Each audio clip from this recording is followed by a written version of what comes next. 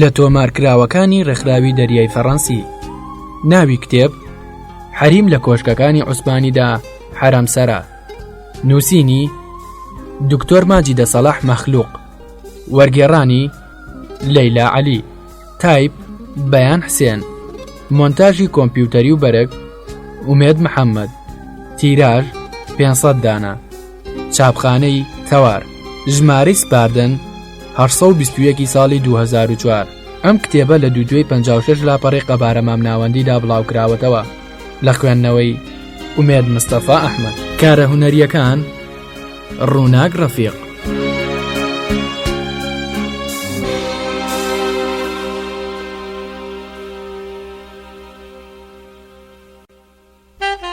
خوێنەری بەڕێز، مەبەست لە وەرگێڕانی ئەم کتێبە بەلای منەوە هەوڵێکە بۆ ئاشکرابوونی چەند لاپەڕێک لە ژیانی ژنانی سەردەمی عوسمانی کە سەرڕای هەموو هەوڵەکانی نووسەر بۆ جوانکردنی ژیانی حەرەمسەرا و شاردنەوەی ئەو زوڵم و زۆرداریەی دەرحەق بە نەفسیەت و کەرامەتی ژنان کراوە لەسەر دەستی سوڵتانە عوسمانیەکان.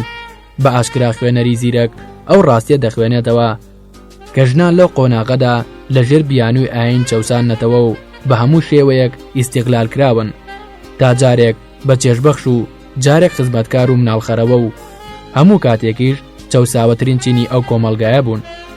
وەرگێڕ.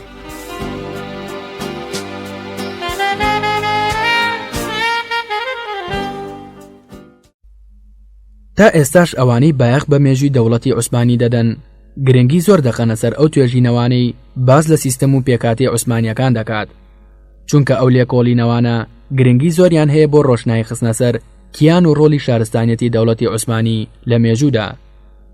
یەکێک لەو پێکهاتانەی کە لە ناو کۆشکی عوسمانیەکاندا مافی خۆی لە هیچ جۆرە لێکۆڵینەوەیەکدا وەرنەگرتووە سیستەم و پێکاتی بەشی حەریمی کۆشکەکانە. ڕەنگە هۆکاری ئەم کەم تەرخەمیەش لە باسکردندا بگەڕێتەوە بۆ ئەو سیستەمە وردەی کە ئەم بەشانەی دەبر بەڕێوە و وای کردووە قورس بێت، یان باشترە بڵێن مەحاڵ بێت کەس بتوانێت دیوارەکانی ببەزێنێت و بتوانێت زانیاری لەسەر چۆنێتی گوزەران و ژیانی ئەو بەشە کۆ بکاتەوە. ئەو زانیاریانەش لە سەرەتای سەدەی 18ەمەوە بۆ کتێبە خۆرئاواییەکان دزایان کردووە لە ڕێی ئەو کارمەند و کەنیزانەوە کە لە کۆشکەکاندا خزمەتیان کردووە. هەروە لە ڕێی تەکنیکار و پزیشکەکانەوە بووە کە بۆ هەندێک کاری دیاریکراوی ناو کۆشک پەنایان بۆ دەبردن. بەڵام ئەوەی پێویستە هەمیشە ڕەچاو بکرێت چۆنێتی مامەڵەکردنی ئێمەیە لەگەڵ ئەو نووسراوە زانیاریانەی لەو نووسەرە خۆرئاواییانەوە گەشتۆتە ئەمڕۆ. بەو پێیە ناکرێ ئەو زانیاریانە بکرێنە پێوەر بۆ تێگەشتن لە چۆنێتی بنیادنانی دەوڵەتی عوسمانی بەگشتی. بە هەر حاڵ حەرەمسەرا هەمیشە بەشارێکی محەڕەم و قەدەغە وەسف کراوە، چونکە بۆ هیچ کەسێکی دەرەوەی حەرەمسەرا نەبووە لەناو ئەو بەشەدا هاتوچۆ بکات. گەر ئەو زانیاریانەش بەهەن وەربگرین کە گەشتونەتە ئەمڕۆ، ئەوە پێویستە بزانین کە تەنها زانیاری لەسەر چەند شوێنێکی تایبەت و دیاریکراوی ئەو بەشانە. لەبەر ئەوەی ئەو نووسەرانە نەیانتوانیوە دەرگاکانی حرەمەکانی حەرەمسەرا ببڕن، زۆر جار پەنایان بردوۆتە بەر خەیاڵ. ئەم خەیاڵانەش لای ئەوروپیەکان چەسپا و دواتر بۆ ناو نووسینەوە عەرەبیەکان گوێزرایەوە کە بێگومان بۆ هەندێک زیادەڕەوەی کە زۆر دوورن لە ڕاستیەوە ڕۆلی زۆری هەبووە. ئێستا حەرەمسەرا لە بیری ئێمەدا دەقا و دەق ئەو بۆچوونەمان لا دروست دەکات کە ئەوروپیەکان دەیانەوێت بیگێنن، بەڵام لە ڕاستیدا حەرەمسەرای عوسمانیەکان جیهانێکی نەناسراو بوو بۆ هەموو ئەوانەی نەچووبوونە ناوی. بەڵام دوای دەرکەوتنی نووسراوی ئەوانەی کە خۆیان لە بەشی حەرەمسەرای کۆشکەکانی عوسمانی داژیاون هەندێک زانیاری ورتر ئاشکرا بوو. هەموو ئەو نووسراوانەش لەسەر ئەوە کۆکن کە کۆشکە عوسمانیەکان بە هەموو بەشەکانیانەوە سیستەمێکی پەروەردەی پێشکەوتوو بووە بە بەشی حەرەمسەرایشەوە. ئامانجی ئەم لێکۆڵینەوەیە ناسینی حەرەمسەرای ئەو سەردەمەیە لە ڕێگەی نووسراوەکانی ئەو کەسانەی بەشێک لە ژیانی خۆیان لە بەشی حەرەمسەرای کۆشکی عوسمانیەکاندا بەسەر بردووە و لەگەڵ ئەو لێکۆڵینەوە زانستیانەی بە زمانی تورکی نووسراون. حەرەمسەرا لە کۆشکی عوسمانیدا هەڵوێستی ئیسلام بەرامبەر بە کۆیلە. کۆمەڵگەی ئیسلامی کۆیلایەتی وەکو سیستەمێکی کۆمەڵایەتی دانپێنراو ناسیوە. کۆیلە پیاو بوو بێدیان ژنیان منداڵ موڵکی تەواوی گەورەکەی بووە، هیچ مافێکی نەبووە. بەڵام لەگەڵ سەر هەڵدانی ئیسلام کۆیلایەتی کۆت و بەند و مەرجی شەرعی بۆ دانرا. کۆیلە مافی مرۆڤایەتی هەیە. قورئانی پیرۆزیش لە زۆر بەشیدا باز لە ئازادکردنی کۆیلەی کردووە و ئەو کاری بە گوناه شۆرنەوە ناو بردووە. وەک خوای گەورە دەفەرمێت من قتل مؤمنا خطأ فتحرير رقبة مؤمنة سورەتی نیسا ئاەتی 92 واتە هەر کەسێک باوەڕدارێکی بەهەڵە کوشت ئەوا دەبێت کۆیلەیەکی ژن ئازاد بکات. هەروەها لە سورەتی ئەلموجادلە ئاەتی 3 دەفەرمێت والذين يظاهرون من نسائهم ثم يعودون لما قالوا فتحرير رقبة من قبل أن يتماسا واتە ئەو پیاوانەی سوێندیان یان قسەیەک بەژنەکەیان دەڵێن و دەبێتە مایەی تەلاقکەوتنیان وەک ئەوەی بەژنەکەت بڵێ تۆ دایکمی ئەوە پێویستە کۆیلەیەک ئازاد بکات پێش ئەوەی بگەڕێتەوە لای ژنەکەی و جەماع بکەن. هەروەها ئاینی ئیسلام داوای لە کەسی مسلمان کردووە نەرمونیان بێت لەگەڵ کۆیلەدا ئازاری جەستە و هەستیان نەدات بە تایبەتی لە بانکردنیان بە کۆیلە. هەروەها داوای کردووە لە خواردن و جلوبەرێکدا بەخشندە بن لەگەڵیاندا و ئەرکێکیان نەخەنە سەرشان کە نەتوانن ئەنجامی بدەن و گرنگی بە ئاگادارکردن و پەروەردەکردنیان و ماریفەتکردنیان بدەن. پێغەمبەر درودی خوای لێبێت لە فەرمودەیەکدا دەفەرمێت إخوانكم خولكم جعلهم الله تحت أيديكم فمن كان إخوة تحت يده فليطعمه مما يأكله ويلبسه مما يلبس واتەخوا کەسانێک دەخاتە ژێردەستانەوە هەر کەسێک برایەکی لە ژێردەستی دابێت با لەو نانی بداتێ کە خۆی لی دەخوا و لەو بەرگی لەبەر بکات کە خۆی دەیپۆشێ. پێغەمبەر درودی خوای لێبێت ڕێزی لە کۆیلە ناوە لە فەرمودەیەکیدا دەفەرمێت للعبد المملوك الصالح أجران والذي نفسي بيده لولا جهاد في سبيل الله والحج وبر أمي لأحببت أن أموت وأنا مملوك. واتە کۆیلە دوو ئەجری هەیە و دوو پاداشتی هەیە. ئەو کۆیلەی خاوەنی هەیە و کەسێکی ساڵحە. پێغەمبەر سوێن بەخوا دەخوا و دەفەرمێت سوێن بەوەی ڕۆحی منی بەدەستە ئەگەر جیهاد لە پێناو خوا و حەجکردن و خۆشەویستی دایکم نەبوایە حەزم دەکرد بە کۆیلایەتی بمرم. سەبارەت بە قورئانیش خوداوەند لە سورەتی الأحزاب ئاەتی 50 دەفەرمێ يا أيها النبي إنا أحللنا لك زواجك من اللاتي أثبت أجورهن وما ملكت يمينك مما أفاء الله عليك. واتە ئەی پێغەمبەر ئێمە هەموو ژنەکانتمان لێ حەڵال کردویت و هەروە ئەوانەشی کە تۆ کرێکانیانت داوە. پێغەمبەر درودی خوای لێبێ دوو کۆیلەی ژنی هەبووە ناویان سەفیە و جوبەیریە بووە ئەو ئازادی کردوون و دواتر ماری بڕیون. هەروەها ڕیحانی کچی شەمعون و ماریەی قتبیەی هەبووە کە دوو کۆیلەی تر بوون. فوقەهاکانی ئاینیش لە ڕابواردن بە کۆیلە و تام و چێژبردن لێیان کە دوای ئازادکردنیان دێت گەورەترین گەورەی دەخوێنێتەوە بەدڵ نەرمیەکی گەورەی بۆ ژنانی کۆیلەی لە قەڵەم دەدەن چونکە بەم پێیە ژنی کۆیلەش لە کاتی کۆیلایەتیدا مافی ڕابواردنی هەیە لەگەڵ خاوەنەکەیدا ئەو مافەی کە ژنانی تریشیانە جگەلەوەی زۆر خاوەن کۆیلا حەزی لەوە کردووە کە کۆیلەکەی ئازاد بکات. هەروەها ئەو ڕابواردن و چام و چێژەش چانسێکی گەوری داوە بە ژنی کۆیلا کە ئەگەر بێت و لە خاوەنەکەی منداڵی ببێت ئەوە ڕاستەوخۆ ئازاد بووە واتە بە کوڕەکەی ئازاد بووە. پێغەمبەر درودی خوای لێبێ لە فەرمودەیەکدا دەڵێت ئەیما ئومەتون یەلد من سەیدها فهي معتقة عن دبر منه. واتە هەر کۆیلەیەک لە خاوەنەکەی مناڵی بوو ئەوە ئازاد بووە. کاتێک ماریا ئیبراهیم مناڵی بوو بە پێغەمبەریان وت ئازادی ناکەیت فەرمووی مناڵەکەی خۆی ئازادی کرد. لە مافەکانی کەنیزە لە ئیسلامدا مافی شوکردنە ئەگەر کەنیزەیەک داوای لە خاوەنەکەی کرد بەشووی بدات و ئەویش حەز نەکات ئەوە ناچار دەکرێت بەشووی بدات چونکە وەک باوکی وایە ناچار دەکرێت بەشووی بدات وەک چۆن ژنێکی ئازاد بەشوو بدات چونکە پێویستیەکانیان بۆ ئەویان ڕادەکێشێت. ئەگەر ئەو خاوەن کۆیلەیە هەر ڕازی نەبوو ئەوە دادوار ناچاری دەکات. پاکیزەی کەنیزە مافێکە لە مافەکانی وەک ئیسلام باسی لێوە کردووە. ئەم پاکیزەیە بە سێ شێواز دەبێت بە نەچوون بەلایدا یان بەشودانی یان فرۆشتن. بێگومان ئەم جۆرە مامەڵە مرۆیە لەگەڵ کۆیلەدا ئیسلام پەیڕەوی دەکات بە شێوەیەکی بنچینەی جیاواز لەگەڵ مانای کۆیلا کە لە مەفهومی خۆرئاوادا هەیە. کۆیلە و ڕەشپێستە ئەمریکیەکان ڕاستترین گوزارشتن لە کۆیلا لە مەفهومی خۆرئاوا و ئەوروپیەکان. وڵاتانی ئیسلامی لە خۆرهەڵاتیەوە بۆ خۆرئاوا سیستەمی کۆیلایەتیان لە چوارچێوەی ئیسلام دازانیوە. خەلیفە و سوڵتانەکان هەندێک جار زیادەڕەویان لە نزیکبوونەوە و چاکەکردن لەگەڵ کۆیلەکاندا کردووە. کۆیلە لە مێژووی ئەم وڵاتانەدا ڕۆڵی بەرچاویان بینیوە. سەرکردە و خەڵکی سیاسی و دادوەریان تیا هەڵکەوتووە. زیادەڕۆی نیە ئەگەر بڵێن زۆربەی خەلیفەکانی عەباسی و عوسمانیەکان کە لە دوایی داهاتوون لەو دایکانە بوون کە کەنیزە بوون واتە لە حەرەمسەرادا بوون. یەکەم واتای حەرەمسەرا. ئەلف مانای گشتی حرامسەرا. وشەی حرامسەرا لە وشەی حرەمەوە هاتووە کە وشەیەکی عەرەبیە. حرەمی پیاو بە مانای شتێک کە پیاو لە پێناویدا بجەنگێ و بیپارێزێت. حورما واتە ئەوەی کە لە مافدا ناکرێت پێشێل بکرێت. هەروەها بە مانای ژن و کەسی پیاو دێت. بەم جۆرە حرامسەرا مانای ئەوەیە کە حرامکراو ناکرێت دەستدرێژی بکرێتە سەر. حرامسەرای ماڵ ئەو ژنانە دەگرێتەوە کە ماف و هەندێ قەیری تر وەردەگرن. ناوی حرەم لە ماناگشتەکەیدا بەو بەشە تایبەتەی ماڵ وتراوە کە پیاو لەگەڵ ژن و منداڵەکانی و ئەوانەی خزمەتیان دەکەن ژیاون و مافی کەسی بێگانە نەبووە لە پیاوان ئەو حورمەتێ بشکێنن. ئەمەش ناوێکە کە نیشانی شارستانەتی دەگەێنێت کە ئاماژەیە بەردیادێ ڕێز و پێزانین. بە مانای حرەمسەرا لای عوسمانیەکان. وشەی حرەمسەرا بەو مانا شارستانیە گوازرایەوە بۆ عوسمانیەکان و لە زاراوەی مێژووی عوسمانیەکاندا یەکێکە لەو سێ بەشەی کۆشکی عوسمانی پێکدێنن: بەشی دەرەوە، بەشی ناوە، حرەم یان حرامسەرا. حرامسەرا لەم زاراوەیەدا بەشێکی تایبەت لە کۆشک دەگەێنێت کە سوڵتان لەگەڵ کەسی ماڵەکەی و ژنەکانیدا تێیدا دەژی. لە خەزمەتکردنی ناوەیدا ژمارەیەک ژن هەیە. بەناوبانگترین بەشی حرامسەرای عوسمانی حرامسەرای کۆشکی گوب قاپی تۆپ قاپیە. سوڵتانە عوسمانیەکان لە سەردەمی سوڵتان سلێمان قانونیەوە وەک شوێنی نیشتەجێبوون و بارەگەی حکومڕانی بەکاریان هێناوە هەتا سەردەمی سوڵتان عەبدولحەمید 1839 بۆ 1861 بەردەوام بووە. دووەم، بەشی حرامسەرا لە کۆشکی عوسمانیدا.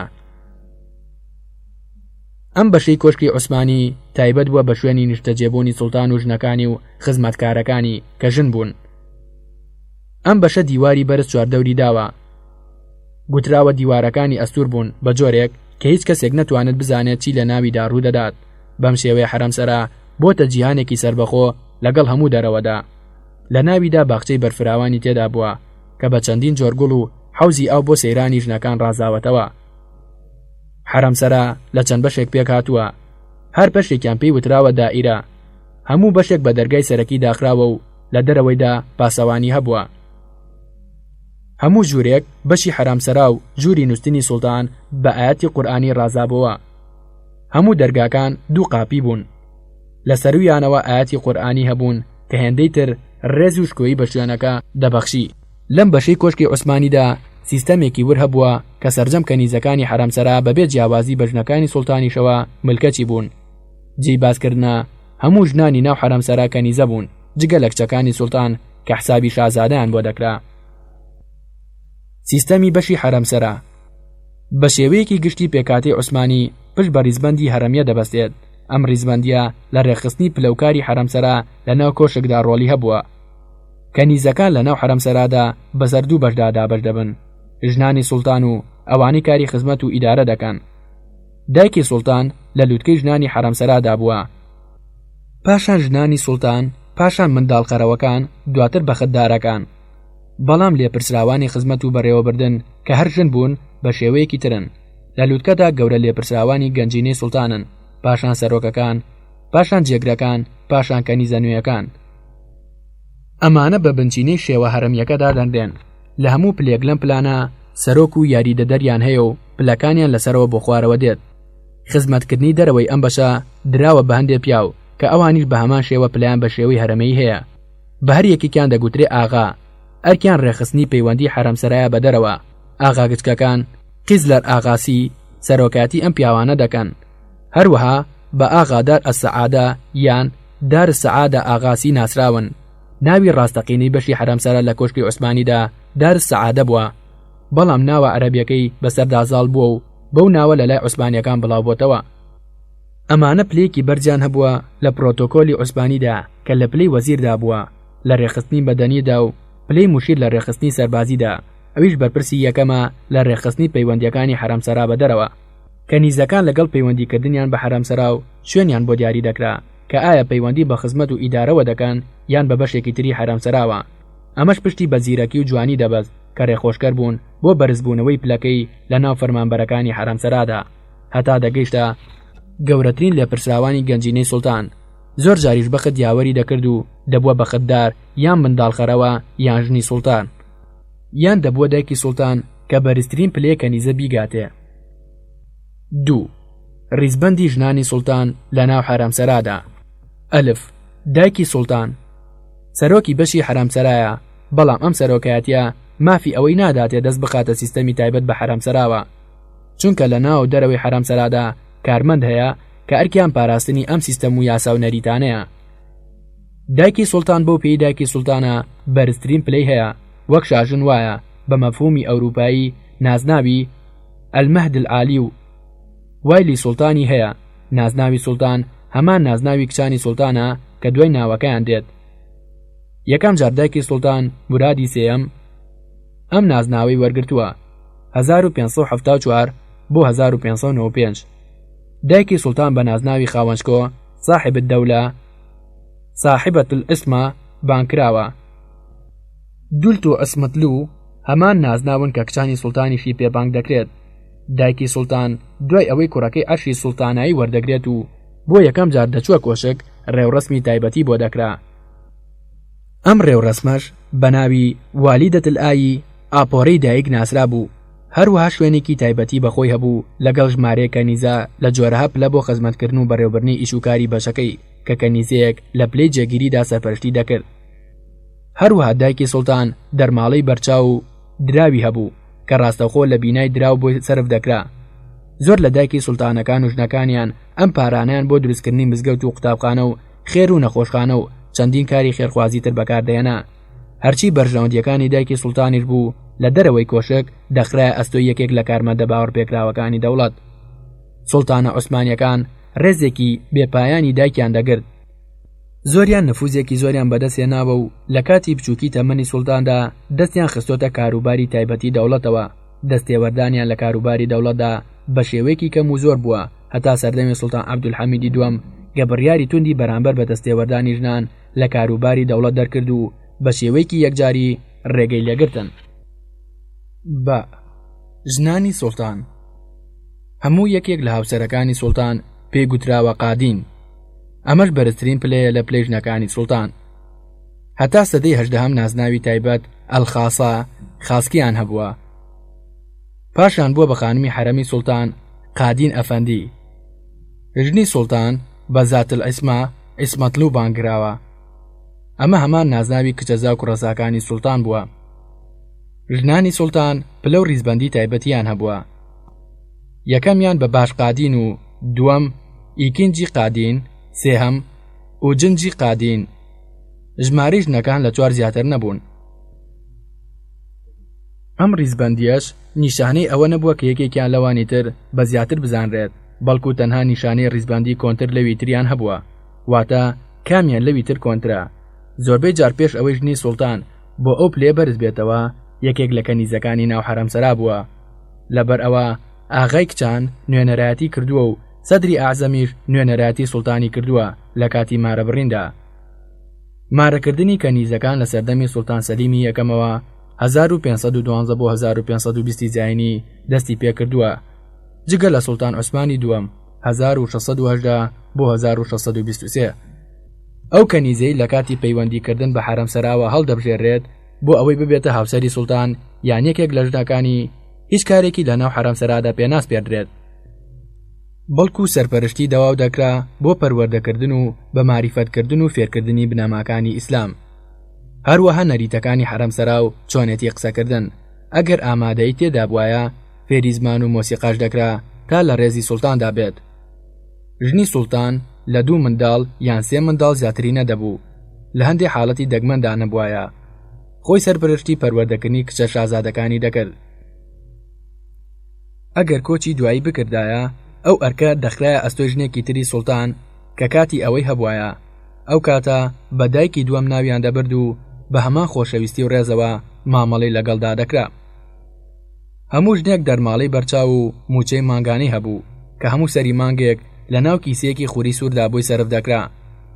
ڕۆژانەش بڕێکی باش لە گۆشت و برنج و ڕۆن و میوە و نان و سەوزەی دەدرایە. هەروەها لە هەردوو مانگی محەڕەم و ڕەجەبدا هەر مانگەی 2 جار بڕێک مۆم و سابۆن و دار و خەڵوز و شەکر و ماستی دەدرایە. ڕێگە دەدرا بە ژنی سوڵتان فەرووی ئەسمور پێستەی سمۆرە لەبەر بکات و جلوبەرگی ڕازاوە بە بەردی گرانبەها وەکو جلوبەرگی شازادەکان لەبەر بکات. هەروەها قژی لەسەر ناوچەوانی کۆ دەکردەوە وەک نیشانێکی دیاری خۆی و شاڵێکیشی لەسەر و شانی دەئاڵاند. جیم مناڵخەرەوەکان یان کەنیزە مناڵخەرەوەکان بە هەر یەکێکیان دەگوترا ئیقبال. لە ڕیزبەندیدا دوای ژنەکانی سوڵتان دەهاتن. نازناوی هانم بوو. مافی ئەوەی هەبوو لەگەڵ سوڵتاندا لە ناو جێگە بخەوێت. یەکەم مناڵخەرەوە لە حەرەمسەرای عوسمانیدا فاتمە شاهین هانم بوو لە سەردەمی سوڵتان مستەفای دووەم 1695 زاینی بۆ 1703 زاینی. مەرج نەبوو هەموو سوڵتانێک مناڵخەرەوەیەکی هەبوایە. ئەم پلەیە لە پلەی ژنانی سوڵتان لە 6 سوڵتان زیاتر نیان بوو کە بریتی بوو لە ئەحمەدی سێهەم، مەحموودی یەکەم، سەلیمی سێهەم، مەحموودی دووەم، عەبدولمەجیدی یەکەم، عەبدولحەمیدی دووەم. کە کەنیزەیەک کە لە پلەی مناڵخەرەوەیە دابێت ڕیزبەندیەکی تایبەتی هەیە. لە هەمویان لە پێشتر کۆنتری پێدەگوترا. گەورەی مناڵخەرەوەکان باش ئیقبال، پاشان دووەم و سێم و بەم جۆرە. دەتوانێت سوڵتان یەکێک لەمانە بهێنێت. ئەو کاتەش پلەکەی بۆ هاوسەری سوڵتان بەرز دەبووە و دەبووە قادین. هەمان مافی ژنەکانی سوڵتانی بەدەست دەهێنا و لە ڕیزبەندی ژنەکانیدا دەبووە دواهەمین. زۆربەی منداڵخەرەوەکان لە ڕەگەزی چەرکەسی بوون. خاوەنی جوانی و زیرەکی بوون. خێزانێکی چەرکەسی ئەگەر یەکێک لە کچەکانیان زیرەک و جوان بووایە ڕەوانی حەرەمسەرای سوڵتانیان دەکرد تا ببێتە مناڵخەرەوە. ئەمەش جێی فەخر و شانازیان بوو. ژمارەیە کەنیزەشیان بۆ خزمەتکردنی دادەنا. بە شێوەیەکی پێویست ساز دەدرا و ڕۆشنبیر دەکرا تاکو شایستەی شوێنی خۆی بێت لە ناو حەرەمسەرادا. مناڵخەرەوە بەرگێکی لە قوماشی گرانبەهای لەبەر دەکرد و ڕێگەی پێدەدرا فەروەی شەهێن لەبەر بکات. دال شانزدارەکان یان ژنی خۆشەویست لای سوڵتان. هەموو یەکێک لەمانە پێی دەگوترا کوزدە. لە ڕیزبەندیدا دوای مناڵخەرەوە دێت. شانزدار لەناو ئەو کەنیزانەدا هەڵدەبژێرا کە بەرپرسی خەزێنەی سوڵتان بوون. مەبەست لێیان خزمەتکردنی ڕاستەوخۆی سوڵتان بووە. شانزدار دەیتوانی پلەی بەرز بێتەوە و ببێتە مناڵخەرەوە و پاشان هاوسەری سوڵتان. ئەو کات بەخت یاوەری دەبێت و کوڕێکی لە سوڵتان دەبوو کە لە دواییدا دەبێتە دایکی سوڵتان. 3. ڕیزبەندی ئەوانی لە ناو حەرەمسەرادا خزمەت دەکەن. کەنیزەکانی لە ناو بەشی حەرەمسەرادا کاری خزمەتگوزاری و ئیداری دەکەن بە شێوەی هەرەمی ڕیزبەند کراون. ئەوان لە ناو بەشەکەدا وەک کارمەند وابوون. پلەپایی خۆیان هەیە. هەروەها موچەیەکی دیاریکراویان لە پارەی نەقدی هەیە بەپێی ئەو پلەی کە کەنیزەکە وەک کارمەند هەیەتی. هەروەها خانەنشین دەکرێن و لە کۆتایی کارەکانیاندا پاداش دەکرێن. کارەکانی ناو حەرەمسەرا بەشی هەیە. هەموو بەشێکیش سەرۆک و یاریدەدەری خۆی هەیە. هەر یەکان پسپۆڕی ڕۆڵی دیاریکراوی خۆی لە کار بەسەربردندا هەیە. هەر پلەیەکیش لێپرساوی پلەی یەک و نزمتری هەیە.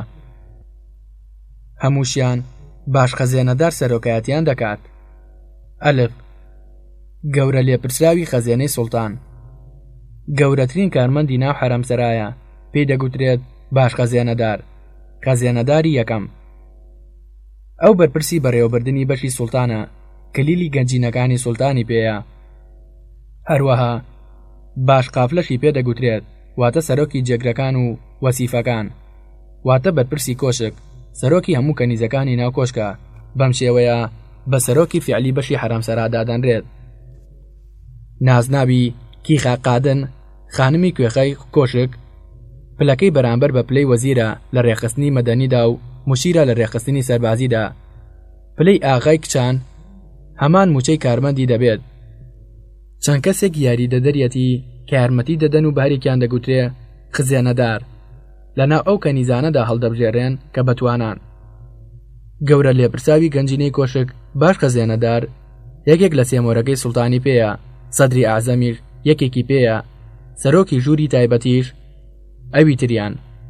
لە ڕێو ڕەسمە ڕەسمیەکاندا لە ناو حەرەمسەرا بە زنجیرێکی گەورەی ئاڵتون هەڵی دەواسێت بە گردنیەوە.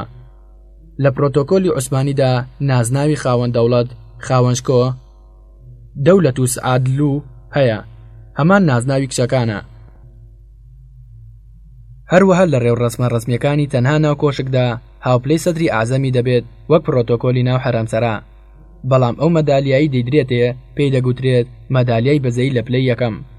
دارێکی بچووک بەدەستەوە دەگرێت کە لە دانی فیل دروست کراوە و بە ئەڵماس و یاقوت و مرواری ڕازاوەتەوە.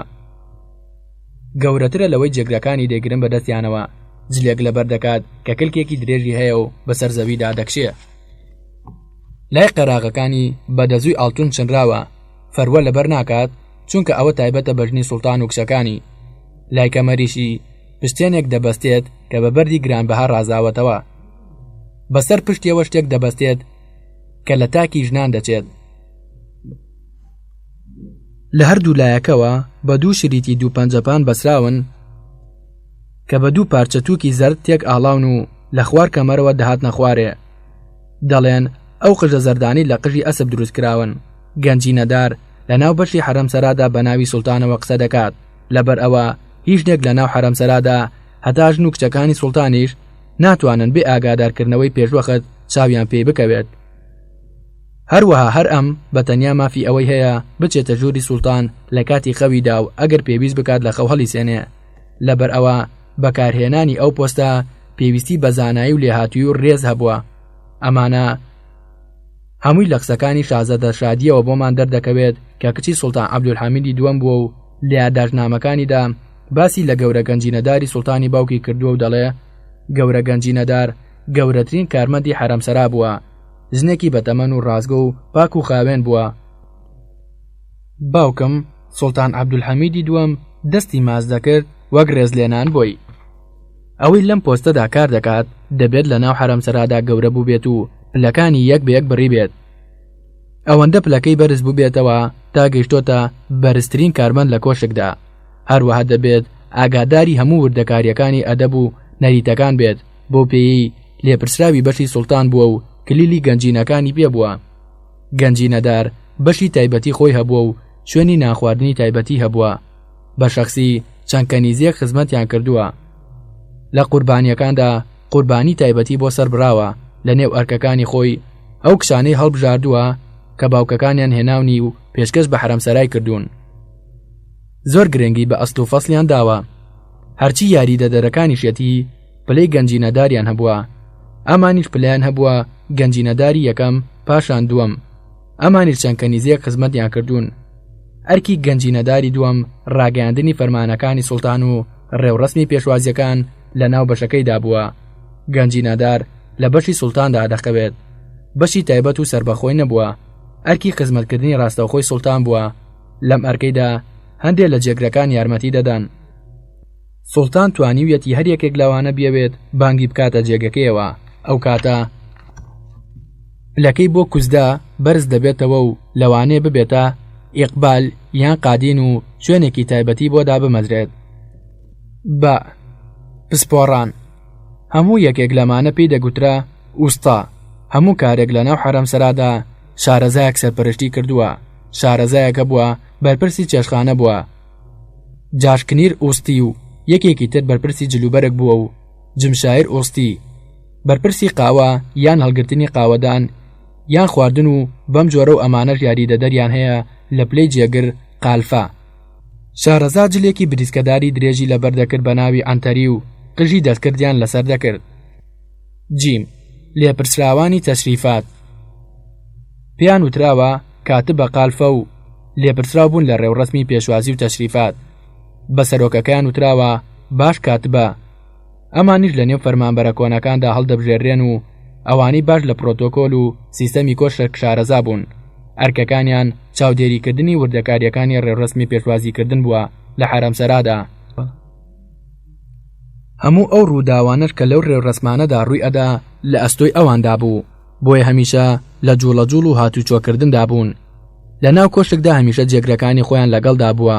هەموو یەکێکیش لەو ژنانە کراسی درێژ و تەنکیان لەبەر دەکرد کە بەروانکەیەکی کورتیان دەکرد بەسەردا و قژیان لە دواوە دەبەست و سەوڵجانێکی ئاڵتونیان دەگرتە دەست کە بە بەردی بەنرخ دەچنرا و لەلایەن سوڵتانەوە پێیان دەبەخشرا کە ئاماژە بوو بۆ دەستپێکردنی ڕاستەوخۆی ئەرکەکانیان. دال جێگرەکان ئەمانە پێیان وتراوە قالفا کە لە هەموو شوێن و جێگەیەکی کۆشکدا بوو بێت هەر جێگر بوون. هەروەها سەرۆکی کەنیزەکان بووە لە هەموو شوێنێکی کۆشک وەک بەڕێوبەر. پاشان پلەی جێگر بەرز کراوەتەوە بۆ گەنجینەی ماڵی قالفە. خزێنەدار قالفە ئەوەش لە کاتێکدا کە جێگر لە هۆڵی سوڵتان بێت. ئەم پلێ تەنها جێگرە کۆنەکانی ناو کۆشک بەڕێوەیان بردووە. ئەرکەکەشیان خزمەتکردنی ناڕاستەوخۆی سوڵتان بووە و چاوەڕوانیکردن بووە لە بەردەم دەرگاکەیدا. لە هەموو شوێنێک لە حەرەمسەرا جێگرێکە بووە کە سوڵتان دای مەزراندووە و نازناوی بیوک قالفە بووە، واتە جێگری گەورە یان گەورە جێگر کە یاریدەدەری لەو جێگرانە هەبووە. پلەیان کەمتر بووە و بە ناوی کچووق قالفە جێگری بچووک بووە. ئەرکی گەورە جێگر سەرپەرشتیکردنی سیستەمی ناو ئەو شوێنە بووە کە سەرۆکاتی کردووە، هەروەها بە دوواداچوونی چۆنیەتی کارکردنی تێدا و بە ئاگابوون لە هەموو پێداویستیەکان. هەروەها سەرپەرشتی دەرماڵی کەنیزە نوێیەکانیشی کردووە و پێداویستیەکانیان لە جلوبەرێک بۆ دابین کردوون و مەشقیان پێکردوون و فێری نەریت و بەهاکانی ناو حەرەمسەرایان کردوون. جێگری گەورە دەسەڵاتی تەواوی لەو شوێنەدا هەبووە کە سەرپەرشتی کردووە. هەر کەسێک بەنیاز بووە ئەسەردانی شوێنێک لە شوێنەکانی حەرەمسەرا بکات پێویستە لەسەری یەکەم جار سەردانی جێگر بکات کە بەرپرسی ئەو شوێنەیە. ئەمە کارێکی بنچینەیە لە ڕێوڕەسم و نەریتی حەرەمسەرا. زۆر کات جێگر ژنێکی بەساڵاچووە و مامەڵەی لەگەڵ کەنیزەکانی بچووکتر لە خۆی مامەڵەیەکی دایکانە بوو بۆ کچەکانی. هەروەها جێگرە کۆنەکان لەلایەن سەرجەم کۆشکەوە ڕێزی لێدەگیرێت، بەڵام جێگرە یاریدەدەرەکانی ئەرکیان جێبەجێکردنی ڕێنماییەکانی گەورە جێگرە و سەرپەرشتیکردنی پاک و خاوێنی و شتنی کەنیزە نوێیەکان و مەشقکردنیانە.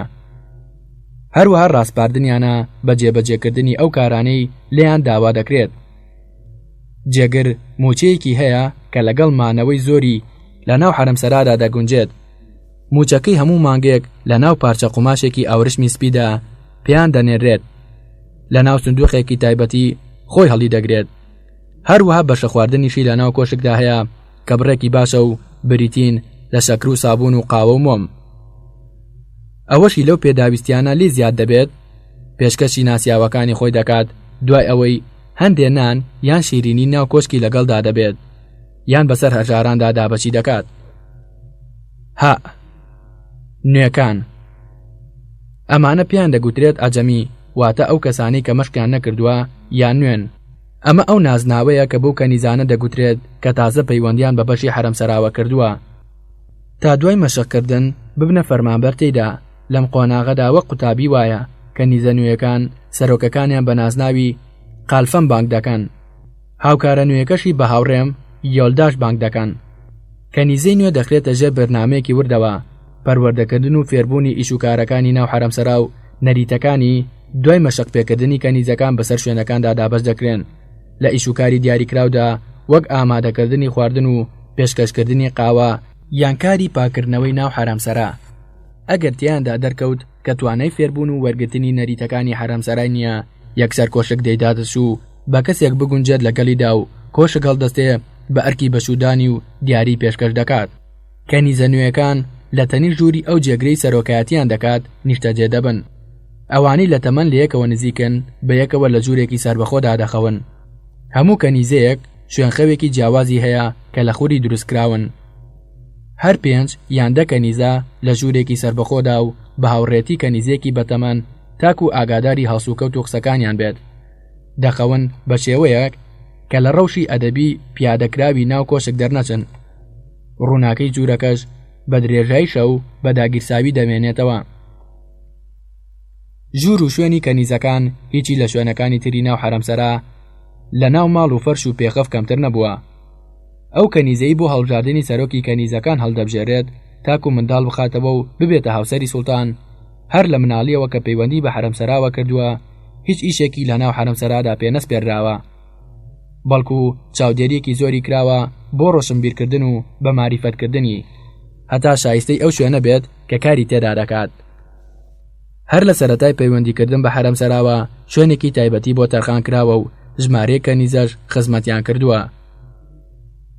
کەنیزە موچەی ڕۆژانەی بۆ سەرف کراوە، جگە لەوەی لە بۆنەکانی وەک شوکردن و خستنەوەی شازادەیەک یان لە جەژندا بۆی سەرف کراوە کەوای لە کەنیزە کردووە لە بارودۆخێکی ئابۆری باشدا بێت. عوسمانیەکان لە مامەڵیان لەگەڵ کەنیزەکاندا پابەندی یاساکانی شەریعەتی ئیسلام بوون. لە مامەڵە و مەسەلەی ئەدەبدا هەموو شتێکیان فێرکردن و کۆشکیان بۆ دروست کردوون و کردویانەتە هاوسەریان تیایاندایە حەجی کردووە و هەتا پەیوەندیکردن بە حەرەمسەراوە لە مناڵیەوە خەونی هەموو کتێکی چەرکەسی بووە. دایکی چەرکەسی لە مناڵیەوە بە باڵای کچەکەیدا هەڵی دەدا کە گەورە دەبێت و پەیوەندی بە حەرەمسەرای سوڵتانەوە دەکات. ژیانی ئاسوودەی تیادا بەسەر دەبات. هەروە خەونی هەندێک کچی دەوڵەمەند بوو کە پەیوەندی بە حەرەمسەراوە بکەن. ئەم تێڕوانینانە وای لێکردن بەرەو ئاستانبول هەڵبێن بەو هیوایی پەیوەندی بە حەرەمسەراوە بکەن و لە خزمەتکردنی سوڵتاندا بن. سیر نەبووە کە خەڵکی قەوقاز کچەکانی خۆیان بەویستی خۆیان بفرۆشن یان کچەکان لە باوکەکانیان دەپارانەوە کە بیان فرۆشن، چونکە پێیان وابوو دەرگەی ئاسوودەی دەدۆزنەوە. بەرگی ئاوریشمی لەبەر دەکەن و بە ئەڵماس خۆیان دەڕازێن نەبوو و ژیانێکی پڕ ئاسوودەی و بەختەوەری لای عوسمانیەکان بەسەر دەبن لە ڕێی حەرەمسەراوە، بە تایبەتی حەرەمسەرای عوسمانی. زۆربەی کەنیزەکان لە زمانی دەسەڵاتی عوسمانیدا لە رووسیا و مەجەڕ و یۆنان و ئەفریقیاوە دەهێنران. لە سەدەی هەژدەهەمەوە لە وڵاتی قەوقاز و چەرکەسەوە دەهێنران. جێی وەبیرهێنانەوەیە کە سوڵتان عەبدولمەجید لە ساڵی 1263 کۆچی 1846 زاینی مەرسوومێکی دەرکرد، ڕێگەی بازرگانی کشانی قەداغە کرد. لەگەڵ ئەوەشدا خەڵکی قەوقاز بەخواستی خۆیان بەردەوام بوون لە پێشکەشکردنی کچەکانیان بە کۆشکی سوڵتان. سێەم، ژیانی کەنیزەکان لە ناو حەرەمسەرادا. 1. پەیوەندی سوڵتان بە حەرەمسەراوە. پەیوەندی سوڵتان بە حەرەمسەراوە بەپێی بەهاو ئەدەبەوە بووە. لەگەڵ ئەوەی سەرجەم ژنانی حەرەمسەرا بەلای سوڵتانەوە وەک کەنیزەوا بوون جگە لە کچەکانی، بەڵام زۆربەیان فەرمانبەر بوون لە حەرەمسەرادا بۆ کاروباری ئیدارە و خزمەتکردن. هەمویان لەگەڵ سوڵتان نەدەخەوتن وەک مێژوو نووسەخۆر ئاوەریەکان دەڵێن، بەڵکو هەبوو کە بۆی ساز دەدرا تەنیا بۆ ئەوەی مامەڵی لەگەڵ بکات لە ژنەکانی و لەوانی مناڵیان دەخستەوە و لە شانزدارەکان. سوڵتان لەسەری ڕازی دەبوو. لەگەڵ ئەمانشدا سوڵتان بۆی نەبوو لەگەڵ هەر کەنیزەیەکدا بیەوێت بخەوێت ئەگەر خۆی ڕازی نەبوایە. ناچاری نەدەکرد بۆ ئەو کارە و ڕێزی لەو حەزەی دەگرت. ئەگەر ڕازی نەبوایە هاوکاری دەکرد بۆ هەڵبژاردننی هاوسەرێکی تر، ئەوەش وەک ڕێزێک بۆ کەنیزەکە. لە یاداشتەکانی شازادە شادی کچی سوڵتان عەبدولحەمیدی دووەمدا هاتووە. یەکێک لە کەنیزەکان بۆ ماوەی 5 ساڵ داوای سوڵتانی ڕەت کردەوە، چونکە وای دەخواست کە تەنیا ژنی ئەو کەسە بێت کە دەبێتە هاوسەری. سوڵتان ڕێزی لەو خوازە گرت و هاوسەرێکی بۆ هەڵبژارد لە پیاوانی کۆشک کە شایستەی بێت. کۆشکێکیشی لە جوانترین گەڕەکەکانی ئەستانبولدا بۆ دروست کرد. لە سەردەمی سوڵتان سەلیمی یەکەمەوە مارەکردنی کەنیزەکان لەلایەن سوڵتانەکانی عوسمانیوە ببووە مەسەلەیەکی جێگیر. لەو کاتەوەی سوڵتان سەلیم حەفسەی دایکی سوڵتان سلێمان قانونی مارە کرد کە کەنیزە بوو. مەسەلەی ڕەگەز و ئەتنی کاریگەری لەسەر ژنهێنانی سوڵتان لە کەنیزە نەبووە. بەناوبانگترینیان کوسم مەح بیکری هاوسەری سوڵتان ئەحمەدی یەکەم بوو 1603 زاینی بۆ 1607 کە کچی قەشێکی ڕۆم بوو. هەروەها خەرەم سوڵتانی هاوسەری سولەیمان قانونی بەڕەگە سلاڤیە. بە شێوەیەکی گشتی دایکی سوڵتانەکانی عوسمانی هەر لە سەلیمی دووەمەوە کەنیزە بوون و بەڕەگەزیش تورک نەبوون. پەیوەندی سوڵتان بە ژنەکانیەوە ملکەچی هەندێک بنەماو ئەدەب بووە کە ناتوانرێ بەکەم سیر بکرێ. کاتێک داوا لە کەنیزێک دەکرا بچێتە بەشی سوڵتان لە ڕێگەی یەکێک لە لێپرسراوەکانی ئەو بەشەوە پێڕادەگەێنرا. خەڵاتی سوڵتانی پێشکەش دەکرا، پاشان بانگ دەکرا بۆ بەشەکە و بە سوڵتان دەناسرا. هەمیشە هاوسەری سوڵتان چاکەتێکی لەبەر دەکرد کە لەگەڵ چوونە ناو بەشی سوڵتانەوە دای دەکەند و دەیدایە جێگرێک. نەی دەتوانیدا بنیشێت هەتا سوڵتان ڕێگەی پێنەدات. کاتێک قسەی دەکرد هەمیشە بە شێوەی ڕسمی قسەی دەکرد، بە شێوەیەکی ڕسمیش دەجوڵایەوە. پاشان سوڵتان لەسەر مێزی تایبەت نانی دەخوارد، بەڵام ژنەکە لەسەر مێزێکی تر و بەجیانانی دەخوارد. مێزی سوڵتان جگە لە کچەکانی هیچ کەسێکی تر بەشداری لە نانخواردنیدا نەدەکرد. بەڵام ئەم نەریتە لە دواییدا گۆڕا وەک لە یاداشتی ئەوانەدا هاتووە کە لە حەرەمسەرادا ژیاون. کاتێک سوڵتان ناچار دەبێت سەردانی بەشێکی حەرەمسەرا بکات، لە کاتی نەخۆشکەوتنی یەکێک لە کچەکانی یان لە ژنەکانی پێڵاوێکی معدەنی لە پێ دەکرد تاوەکو دەنگی پێی ببسرێ و ڕێگە لە بەردەمیدا چۆڵ بکرێت، چونکە هاتنە دەرەوە لە بەردەم سوڵتاندا کارێک بوو لەگەڵ ڕێزی کۆشکدا نەدەگونجا. سوڵتان بە پلەی یەکەم گرنگی بە ڕۆشنبیری و گیری کەنیزەکە دەدا پێش ئەوەی گرنگی بە جوانیەکەی بدات. ئەگەر هەست بە گیریەکەی نەکات لە حرامسەرا دەری دەکات و دەیداتە سوو. لە کاتی وەفاتکردنی سوڵتاندا سەرجەم ژن و کەنیزەکانی کە ڕاستەوخۆ لە خزمەتی دابوون لە کۆشکی سوڵتانیەوە دەگوازرانەوە بۆ کۆشکێکی دیکە. هەر یەکان موچێکی مانگانیان بۆ تەرخان دەکرا کە لەگەڵ پلەکەیاندا بگونجێت. 2. سەرپەرشتیکردنی کەنیزەکانی حرامسەرا لەلایەن سوڵتانەوە. سەرپەرشتیکردنی سوڵتانەکانی عوسمانی بۆ کەنیزەکان هەر لە سەرەتای پەیوەندیکردنیان بەکارکردن لە ناو حرامسەرادا و هەڵبژاردننی ناوی نوێ بۆیان دەستی پێ دەکرد. زۆربەی ئەو کچانەی پەیوەندیان بە حرامسەراوە دەکرد ناسنەوە سەر ڕەگەزی موسڵمان، لەبەر ئەوە ناوێکی نوێیان لە جیاتی ناوە نەسرانیەکە یان یەهودیەکەیان بۆ هەڵدەبژێرا. زۆر کات ناوێکی فارسیان بۆ هەڵدەبژێرا کە مانایەکی جوانی هەبێت وەک ئەو نازدارە، وەک ئەو دەنگە زوڵاڵە. سوڵتان بۆ خۆی ئەو ناوە نوێیانەی هەڵدەبژارد. دەگەێڕنەوە یەکێک لە کەنیزەکان دوو چاوی مەستی هەبووە. سوڵتان عەبدولحەمیدی دووەم ناوێکی جوانی بۆ هەڵبژاردووە کە چاوی خۆشیە، چشم فەرەح. بۆ ئەوەی ئەم ناوە نوێیە لە سەرەتاوە بزانرێت، ناوەکە لەسەر پارچە کاغەزێک دەنووسرێت و بە شوێنێکی جلەکانیەوە هەڵدەواسرێت کە بە ئاسانی ببینرێت. جێی وەبیرهێنانەوەیە سوڵتانە عوسمانیەکان ناوی فارسیان بۆ کەنیزەکانیان هەڵبژاردووە لە کاتێکدا لە ناوی عەرەبی بەولاوە هیچ ناوێکی تریان بۆ کچەکانیان هەڵنەدەبژارد. کاتێک سوڵتان یەکێک لە کەنیزەکانی دەخواز و دەیکردە هاوسەری خۆی، زۆر جار لەسەر ناوە فارسیەکەی کە پێی بانگ دەگرا کە کەنیزەیە ناوێکی تری عەرەبیان بۆ زیاد دەکرد، وەک شەرەفێک بۆ ئەو شوکردنەی بە سوڵتان، وەک خەدیجە ماهفەیروزی هاوسەری سوڵتان ئەحمەدی یەکەم، ساڵح دڵئاشوب دایکی سوڵتان و هاوسەری ئیبراهیمی یەکەم و ئامینە مەهری شاه قادین و فاتمە هوما شاهین قادین، ئایشە بەهری قادین ژنانی سوڵتان ئەحمەدی سێهەم. دوای ئەوە بەرنامەی تایبەت بۆ سازدانی کەنیزەکە و ڕۆشنبیرکردنی کە یەکێک لە گەورە جێگرەکانی کۆشک لە پلەی قالفە سەرپەرستی دەکات.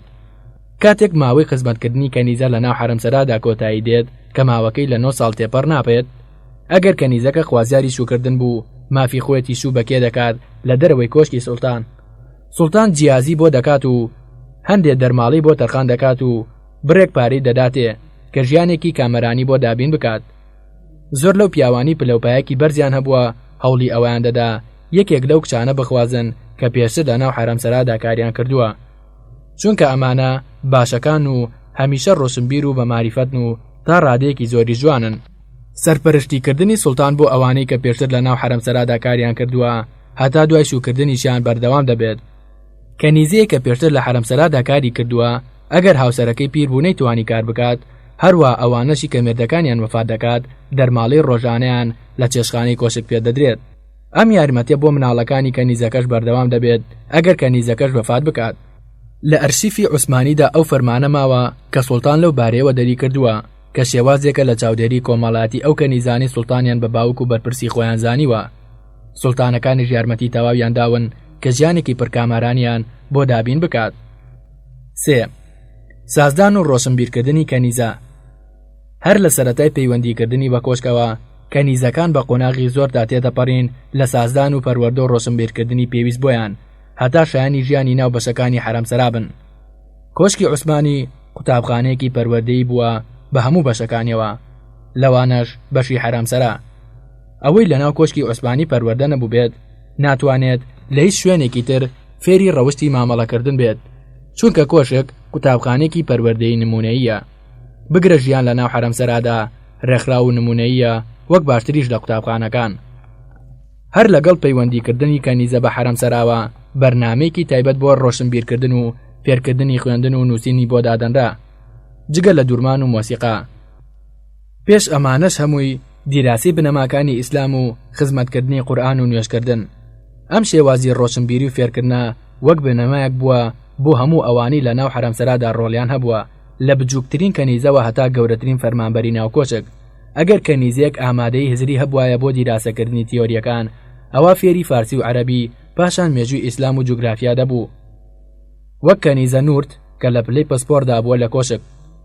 ئوستی سەردەمی سوڵتان عەبدولعەزیز فێری فارسی ببوو بە باشی و وەک مامۆستایەک وا بووە لە ناو حرمسەرادا.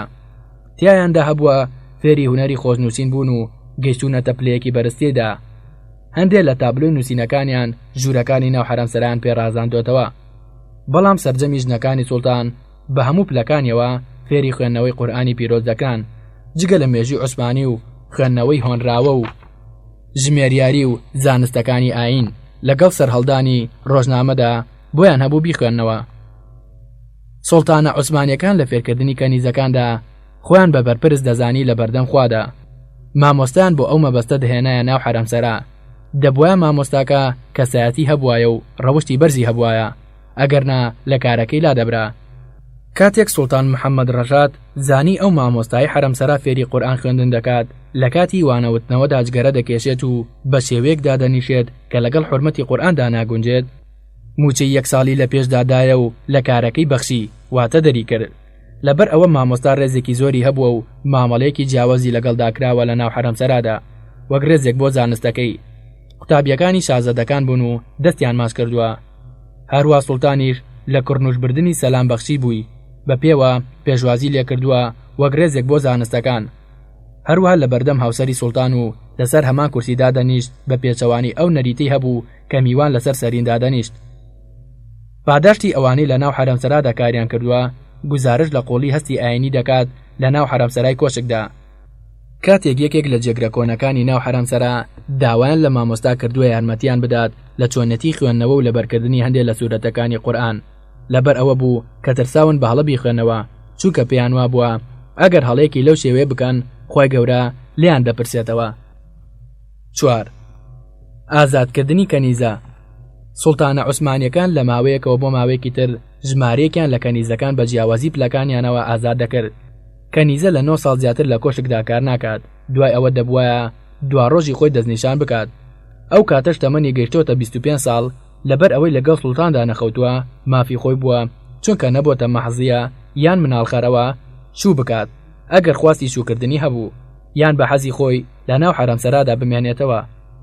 ئەگەر کەنیزە خوازیار بوو خانەنشین بێت یان ئازاد بێت، نامەیەک بۆ گەورەکەی نووسیوە. تێیدا داوای کردووە کە خانەنشین بکرێت و ئازاد بکرێت. ئەو کاتە ئەوراقی تایبەتی بە خانەنشینی و ئازادکردنی بۆ ئامادەکراوە. ئەم کاغەزانەش ناویان عتقنامە واتە ئازادنامە بووە، واتە چەکی ئازادکردن، سەک العتق. ئەم ئیجراعاتانە زۆر بە خێرایی و بەخۆشیەوە لەلایەن سوڵتانەوە کراوە. هەندێک کەنیزە بەبێ ئەوەی لیان داوا بکرێت ئازادکراون. ئەوانی ژوەرەقەکانیان دەدڕاند، پێیان باش بوو لەگەڵ خانەنشینیدا لە ناو حەرەمسەرادا بمێنەوە. ئەو کاتەش ڕێگەی پێدەدرا دەست بەتاڵ بێت بۆ خواپەرستی و ئەو پەڕی چاودێری و پاداش دەکرا، بە تایبەتی ئەگەر لە تەمەندا بێت. سوڵتان گرنگی ئەدا بۆ کەنیزانەی بە تەمەن بوون و پێیان باش بوو لە ناو حەرەمسەرادا بمێنەوە. لە ماوەیەکەوە بۆ ماوەیەکی تر بانگی دەکردن و پرسیاری ماڵ و پێداویستەکانی لێ دەکردن. تیایاندا هەبووە پێی باش بووە لە کارکردنی ناو حەرەمسەرادا بەردەوام بێت و خانەنشینی ڕەت کردوێتەوە. 4. نەریتەکانی ناو حەرەمسەرا. حەرەمسەرا بە هەموو پلەکانیەوە ژیانێکی تایبەتی هەبووە و لە سەرجەم ڕووەکانیەوە ملکەتی نەریت و ئادابێک بووە کە ناتوانرێت هەروە سیر بکرێت. هەموو فەرمانبەرەکانی ناو حەرەمسەرا و دەرەوەی حەرەمسەرا زۆر بەوردی ئەو نەریتانیان جێبەجێ کردووە. ئەگەر پێویست بووبێت بە هەڵسوکەوتی شەخسی کەنیزەکان یان نەریتەکانی سیستەمی گشتی ناو حەرەمسەرا.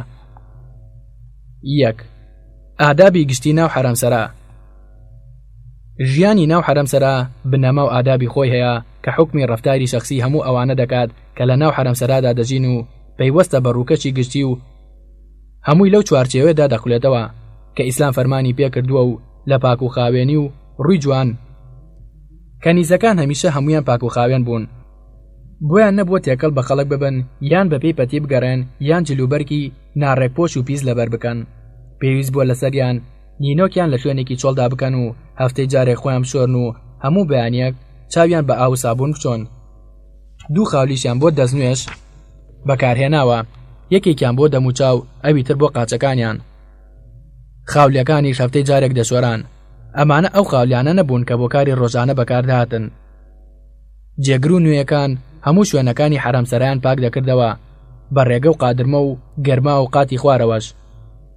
لە بەشی حەرەمسەرا مانگی جارێک ئەو حەسیری میسریە بە ئاو و سابوون دەشۆرا کە لەسەر زەوی داخرا بوو. هەر کەنیزەیەک هەر پلێکی هەبوایە لە جوورەکەیەوە بچوایەتە جوورێکی تر پێویست بوو بڵێ دەستور.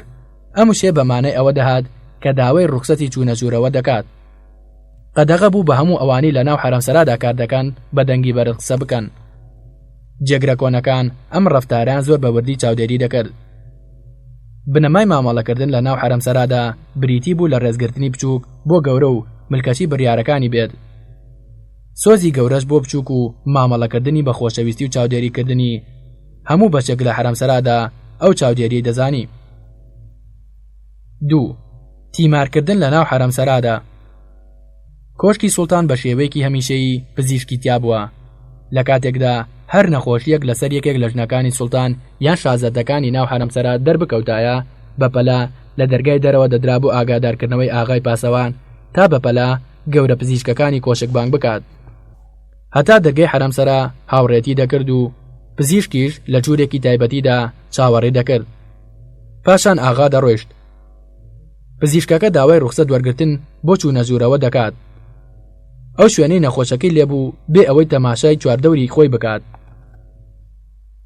دەکەوتە پشکنینی نەخۆشەکە دوای ئەوەی بە تەواوەتی خۆی داپۆشی بوو. هەروەها هەموو کەنیزەکان لە کاتی پشکنیندا کە لە لایەوە بوون خۆیان داتەپۆشی.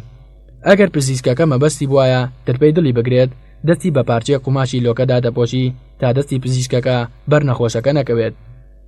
ئەگەر ناچار بووە گردنی یان چاوی بپشکنێت جگە لە شوێنی پشکنینەکە هەموو دەم و چاوی داتەپۆشی.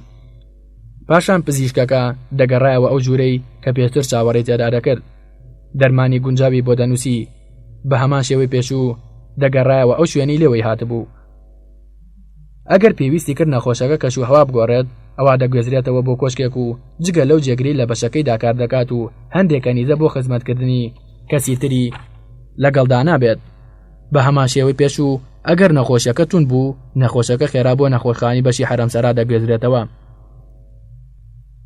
سەرپەرستیکاری چارەسەرکردنەکەشی سەرۆکی پەرستاران دەبێت. لە پلەی سەرۆک ئۆستی چەند پەرستیارێکی تر یاریدەی دەدەن کە پێیان دەگوترێت نیمی. ئەگەر نەخۆشیەکە درم بوو ئەوە نەخۆشەکە دەگوێزرێتەوە بۆ یەکێک لە ماڵی ئەو کەسانی پێشتر لە حەرەمسەرا کاری کردووە. کۆشکی سەرجەم پێداویستی و پارەی بۆ دابین دەکات هەتا بە تەواوی چاک دەبێتەوە. ئەم شێوازی جیاکردنەوەی نەخۆش لە حەرەمسەرا ئەوە دەگەیەنێت کە خوازیار نەبوون نەخۆشی لە ناو حەرەمسەرادا بڵاو بێتەوە. هەروها پابەند بوون بە سونەتی پێغەمبەرەوە.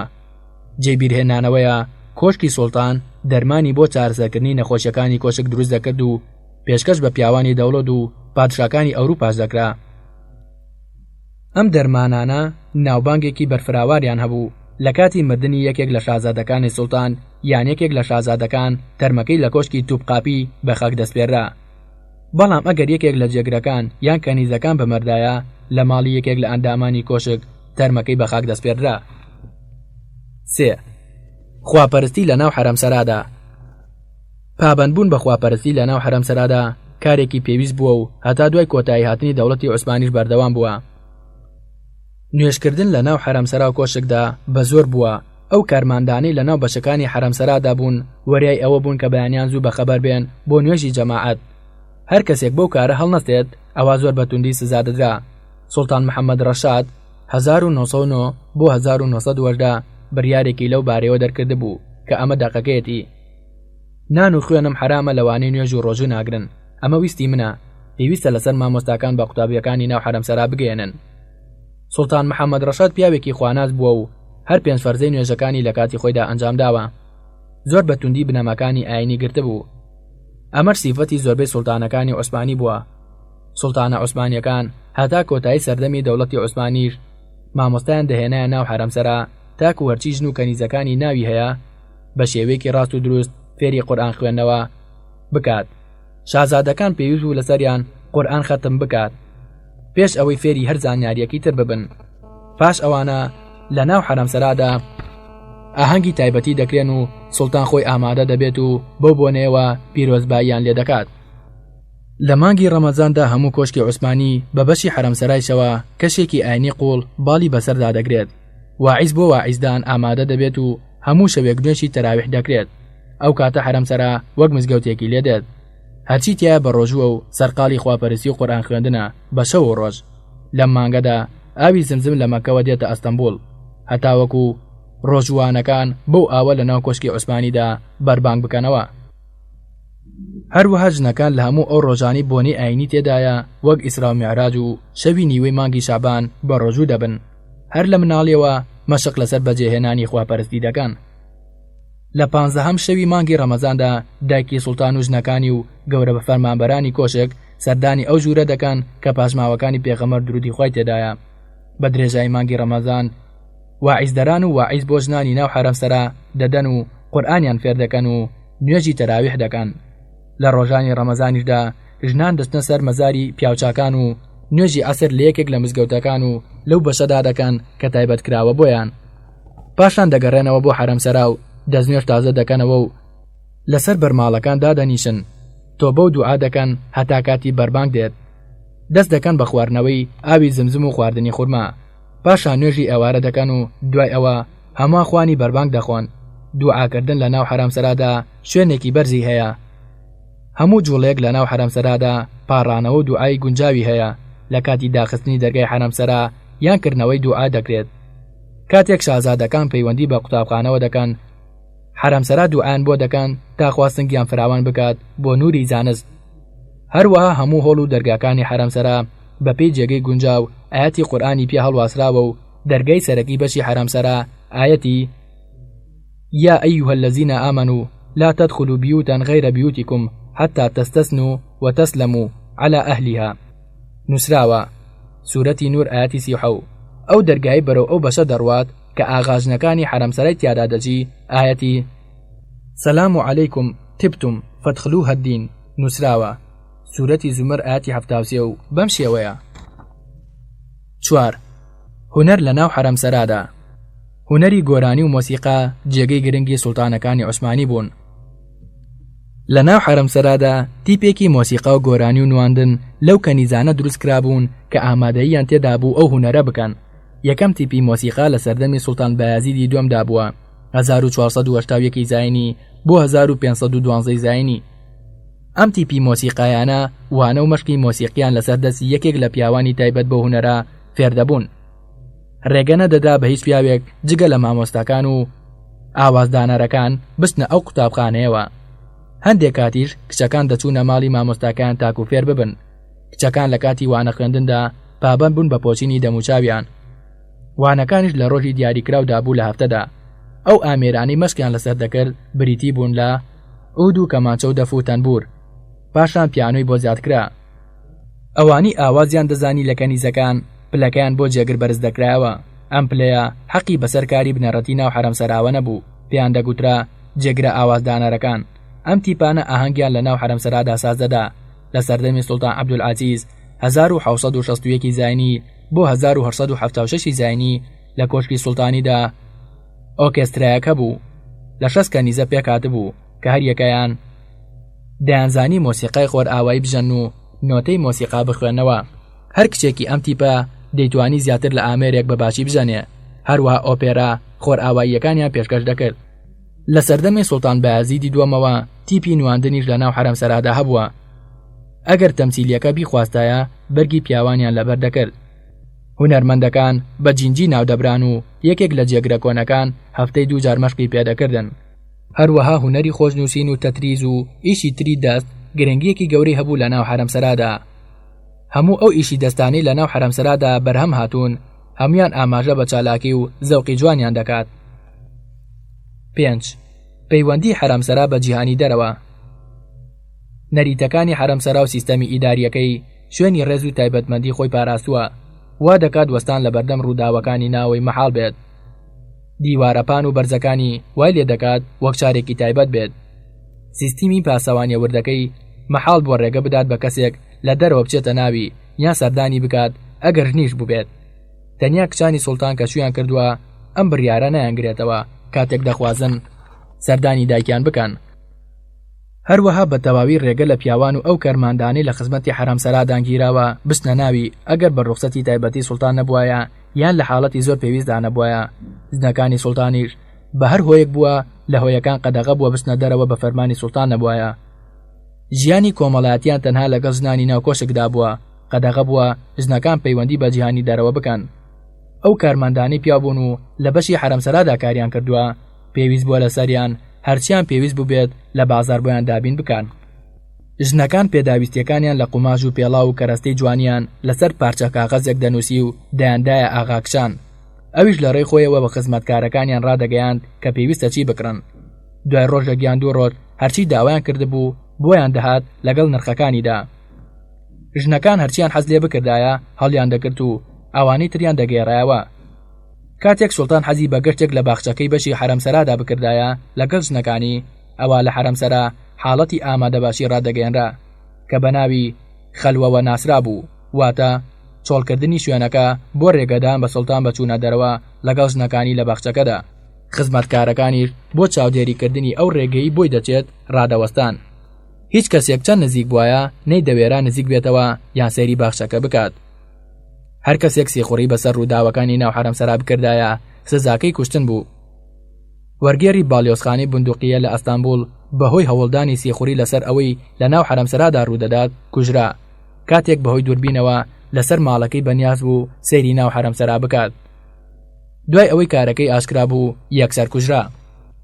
دال چوونە دەرەوەی حەرەمسەرا بۆ سەیران. ژنەکانی حەرەمسەرا سەیرانی خۆیان هەبووە لە ناو کۆشکدا بووبێت یان لە دەرەوەی. لە هەردوو حاڵەتەکەدا چوونە دەرەوەیان لە بەشی خۆیان لە ناو کۆشکدا بۆ سەیران بە پێی خۆ ئامادەکردن و دیسپلینەکان بووە. لە کاتی چوونە دەرەوەیان بۆ ناو کۆشک چۆڵکردنی ئەو ناوە ڕادەگەێنرا، ئەوسا باخچەکان بە شێوەیەکی تایبەتی ئامادە دەکران. پەردەیان بە شێوەیەک هەڵدەواسی کە شوێنی ڕێگەی ژنەکانی دیاری دەکرد لە ناو باخچەکەدا و لە بینینیش دەیان پاراستن. بەڵام سەیران بۆ باخچە و سەیرانگاکانی دەرەوەی کۆشک لە هەردوو وەرزی بەهار و هاویندا و لە ماوەیەک بۆ ماوەیەکی تر دەبوو. هەموو کەنیزە و ژنەکان بە یەکجار نەدەچوونە دەرێ، بەڵکو کۆمەڵ دەڕۆشتن. گەورە بەرپرسی پرۆتۆکۆڵەکان لە ناو حەرەمسەرادا ناوی کەنیزە و جێگرەکانی لە سەیرانەکەدا بەشداری دەکەن دیاری دەکرد. ئەم سەیرانانەش لە ڕۆژی هەینیدا دەبوو. ئاغاکان جێگەی سەیرانەکانیان بە خێمە و پەردە و سەرین ئامادە دەکرد. ژنەکان بە ئاپۆڕێک دەجوڵان کە عەرەبانەی ژنەکانی سوڵتان و شازادەکان لە پێشەوە بوون. پاشان ئەوانەی خزمەتیان دەکرد. هەر یەکە پلکەی خۆی، هەر یەکەیان لە عەرەبانەی خۆیدا و بەپێی پرۆتۆکۆلی تایبەت بە حەرەمسەرا ئەم ئاپۆڕێ دەڕۆیشت لە هەردوو لایەوە ئاغاکانی حەرەمسەرا بە ئەسپەکانیانەوە دەوریان دەدان. پەردەی عەرەبانەکانیش بە تەواوی دادەدرایەوە. لە کاتی گەیشتن بە شوێنی سەیرانەکە ژنەکان عەرەبانەکانیان جێدەهێشت و دەچوونە شوێنی تایبەتی خۆیان. دوای نوێژی عەسر بە هەماشەوە دەگەڕانەوە بۆ حەرەمسەرا. ئەم جۆرە سەیرانانە بەپێی سەرچاوە مێژوویەکانی عوسمانی بە سەیرانی شازادەی ناوزەندەکرا. ژنان بۆ زیارەتی مزگەوتی تایبەت داهاتنە دەرێ، وەک مزگەوتی ئەبوو ئەیوب کە هەندێ لە سوڵتانەکانی تیان نێژراوە بۆ خوێندنی فاتیحە و خێرکردن. هەمیشە پارەی خێرەکان زیو بووە هەتا دوای دەرکەوتنی پارەی کاغەزیش. پێنجەم، خێر و ئەوقافی حەرەمسەرا. ئەوقاف لە کۆمەڵگەی ئیسلامیدا ڕۆڵێکی گەورەی بینیوە، ئەگەر لایەنی ئابووری بووبێت یان کۆمەڵایەتی. کاریگەری زۆری هەبووە لەسەر کۆمەلگاکان بەوەی کە دەستگایەکی ئاینی بووە و ڕۆڵێکی گرنگی لە خزمەتی ڕۆشنبیری و فتوای ئیسلامی و پەرەپێدان و بڵاوبوونەوە و بەردەوامیدا هەبووە. ئەوقاف لە دەوڵەتی عوسمانیدا شوێن و پێگەی فراوان بووە. ئەوقاف بۆ دەشایەت لەسەر شارستانی عوسمانی. لە ئەوقاف مزگەوتەکان، قوتابخانەکان، نەخۆشخانەکان، زانکۆکان و کتێبخانەکان دروستکراون. هەروەها گەورەپرد و قەڵاو، ماڵە بێوەژن و هەتیوان و چەندین دامەزراوی خزمەتگوزاری ڕۆشنبیری و کۆمەڵایەتی و شارستانی ئەوقاف دروستی کردوون. ئەوقاف بودجەی بۆ کاری معنەوی داناوە، وە قورئان خوێندن بۆ ڕەحمەتی ڕۆحی مردووەکان. ئاغای کچان بەرپرسی ئەوقافی تایبەتی بە ژنانی حەرەمسەرا بووە. دەتوانین شارەزای ئەوقافی کەنیزە و جێگر و شارەزانی حەرەمسەرای سوڵتانیش ببین. ئەویش لەڕێ ئەو نووسراوانەی لەسەر بەردی دیواری تەنیشتەکانی تۆپقاپی نووسراون. حەرەمسەرا و خێرەکانیان. ژنانی حەرەمسەرای سوڵتان و کەنیزەکانی بەگشتی ژنانی خێرکەر بوون. بەشدار بوون لەو ئاقافەدا و زۆریان زۆر دامەزراویان بۆ بەرژەوەندی گشتی دروست کردووە، وەک مزگەوت و قوتابخانە و سەرچاوی ئاو و گرتنی قورئان خوێن بۆ کەسانی بێکەس، سەرپەرشتیکردنی هەندێ ماڵ و خانەی هەژاران و هەتی و نەخۆشخانەی هەژاران کە چارەسەرکردن تێیدا بە خۆڕایی بووە، زانکۆ و دانیشگاکانی هونەری و زانستی. جگە لەوەی هەندێک لەو ژنانە لەبەر ئەوەی زمانیان زانیوە کتێبی بە نرخیان وەرگێڕاوە و بە دەستنووسی خۆیان پێشکەشی کتێبخانەی مزگەوتیان کردووە. تێبینی لەم بەشەی کتێبەکەدا ناوی 25 ژنە سوڵتان هاتووە کە هەمویان ژنی خێرخواز بوون و سەروەت و سامانی تایبەتی خۆیان بۆ بەرژەوەندی گشتی و خزمەتکردنی هەژاران تەرخان کردووە. من لام باش بوو تەنها پرۆژەکانیان بنووسم بێ ناوهێنانی ئەو ژنانە و پلەپایە و سەردەمی ژیانیان. وەرگێڕ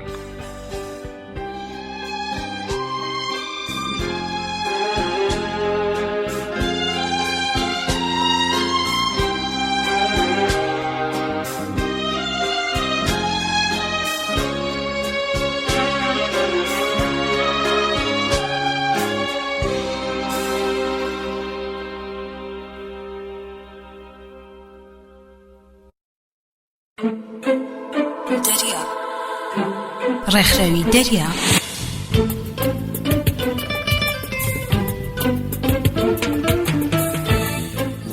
بۆ دەستەبەرکردنی زانیاری و ڕۆشنبیری بۆ کەم ئەندامان و دابڕەوان